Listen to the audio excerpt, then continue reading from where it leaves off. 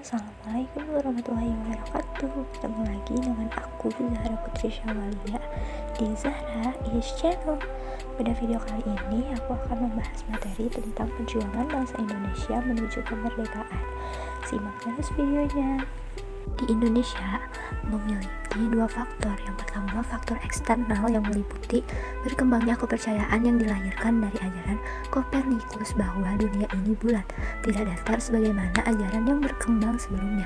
Dengan kondisi bumi bulat ini memungkinkan bahwa apabila orang melakukan pelayaran, maka pada akhirnya ia akan kembali lagi ke tempat semula. Selanjutnya yaitu adanya masa Renaissance di Eropa yang ditandai oleh munculnya kebebasan bagi setiap orang untuk berkreasi. Dampak dari era kebebasan ini telah menghasilkan sejumlah penemuan baru yang sangat berguna bagi kehidupan umat manusia, seperti ditemukannya peta bumi, kompas, kapal-kapal, serta penggunaan mesin yang telah mengantarkan mereka untuk mengadakan penjelajahan keluar dari benua Eropa. Selanjutnya, munculnya Islam sebagai kekuatan baru di wilayah Timur Tengah, Afrika Utara yang berhasil menguasai jalur perdagangan atau pintu yang menghubungkan antara dunia timur dan barat. Jatuhnya Konstantinopel tahun 1453 ke tangan kekuasaan kerajaan Islam yang sebelumnya berada di bawah kekuasaan kerajaan Roma. Selanjutnya, penjelajahan mereka ke timur dilandasi oleh semangat Reconquista, yakni perang salib dengan tujuan untuk menaklukkan orang-orang yang pernah mengalahkan mereka, yaitu orang-orang Islam. Secara singkat, semangat orang Eropa yang diawali oleh orang-orang Portugis mengadakan penjelajahan membawa 3 misi terkenal, yaitu Gold, Glory, dan Gospel. Selanjutnya, adanya perjanjian Tordesillas yang ditandatangani pada tanggal 7 Juni 1494. Perjanjian ini lahir dilatar belakangi oleh keputusan Paus Alexander ke-6 di Roma yang memberikan kesempatan kepada Spanyol dan Portugis untuk memperluas kekuasaan melalui keputusan yang disebut Bull of Demarcation. Selanjutnya, faktor yang kedua yaitu faktor internal. Di antaranya yaitu terjadinya kontak hubungan perdagangan antara penduduk pribumi dan orang asing yang berperan sebagai kaum pendatang, pencari rempah-rempah yang bertindak sebagai pembeli, namun lama-kelamaan meminta hak istimewa untuk monopoli perdagangan di wilayah Nusantara. Selanjutnya, penduduk Nusantara termasuk Indonesia adalah penghasil rempah-rempah yang sangat diperlukan oleh orang-orang barat yang berakibat munculnya persaingan di antara para pendatang untuk menguasai pusat perdagangan yang akhirnya berdampak pada penguasaan wilayah Nusantara. Lalu yang terakhir, kondisi penduduk Nusantara masih merupakan kerajaan-kerajaan kecil yang sangat rentan dengan persaingan dan di antara mereka terjadi ambisi untuk saling menaklukkan sehingga mudah diadu domba oleh kaum pendatang dari luar. Perjuangan bangsa Indonesia. Indonesia meraih kemerdekaan pada pertengahan abad ke-20. Namun sebelum abad ke-20 sebetulnya sudah ada perjuangan dari bangsa Indonesia untuk melepas dari kekuasaan penjajahan. Hanya saja perlawanan yang dilakukan belum bersifat nasional melainkan perlawanan lokal. Semangat kebangsaan. Semangat kebangsaan ini mulai tumbuh pada saat peraturan tanam paksa atau kultus testel diberlakukan oleh Van den Bosch pada tahun 1828 yang merupakan gubernur jenderal Hindia Belanda. Peraturan tanam paksa ini dalam praktiknya ternyata banyak menyimpang yang sangat memberatkan rakyat.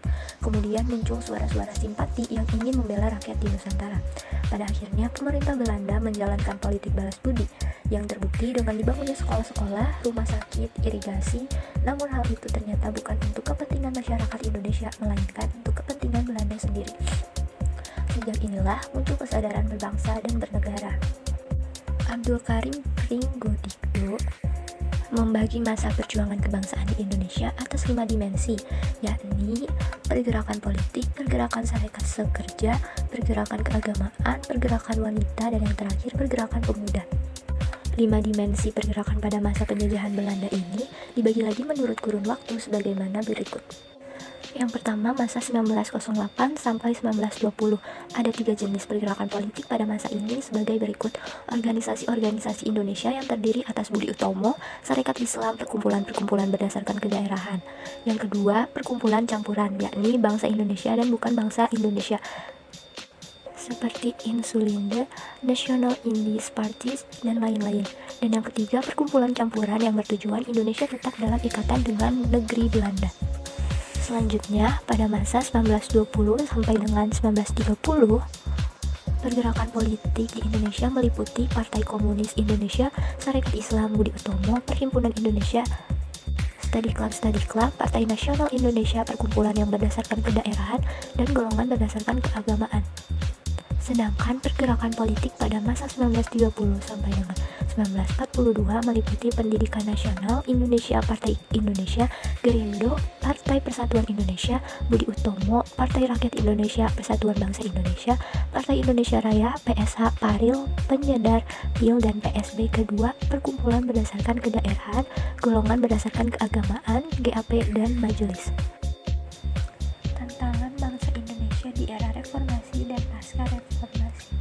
Era reformasi telah menimbulkan krisis yang bersifat multidimensi. Krisis berawal dari krisis kepercayaan terhadap pemerintah yang dalam pelaksanaan pembangunan oleh Orde Baru yang berkuasa selama 32 tahun telah mengakibatkan terpuruknya kondisi ekonomi nasional. Hingga kini belum pulih. Buruknya kondisi tersebut ditambah pula dengan perjalanannya era industrialisasi yang merambah kota maupun desa, serta efek globalisasi yang kesemuanya telah menimbulkan kompetisi dalam berbagai aspek kehidupan. Pandangan Islam tentang penjajahan dan pentingnya membela dan mempertahankan bangsa dan negara. Membela negara bisa digolongkan sebagai salah satu jihad dalam pengertian yang luas, terlebih ketika hal itu dilakukan dalam rangka membela hak-hak kaum muslimin khususnya dan nilai-nilai kemanusiaan pada umumnya. Oleh sebab itu, upaya setiap warga negara untuk mempertahankan Republik Indonesia terhadap ancaman baik dari luar maupun dalam negeri menjadi sebuah keniscayaan untuk eksistensi bangsa. Selanjutnya, upaya menjaga dan mempertahankan persatuan dan kesatuan bangsa. Yang pertama, menjaga persatuan dan kesatuan bangsa merupakan salah satu bentuk jihad mempertahankan negara dalam konteks keindonesiaan yang masyarakatnya majemuk, baik dari segi agama, suku, bahasa, dan bangsa. Maka, menjaga persatuan dan kesatuan menjadi sebuah keniscayaan. Yang kedua, menanamkan nilai nasionalisme religius. Nasionalisme religius yang dimaksud adalah paham kebangsaan yang dilandasi oleh nilai dan semangat keagamaan. Artinya, agama menjadi suatu spirit dan nilai untuk menegakkan suatu negara yang adil dan makmur. Yang ketiga, membudayakan syuro atau musyawarah.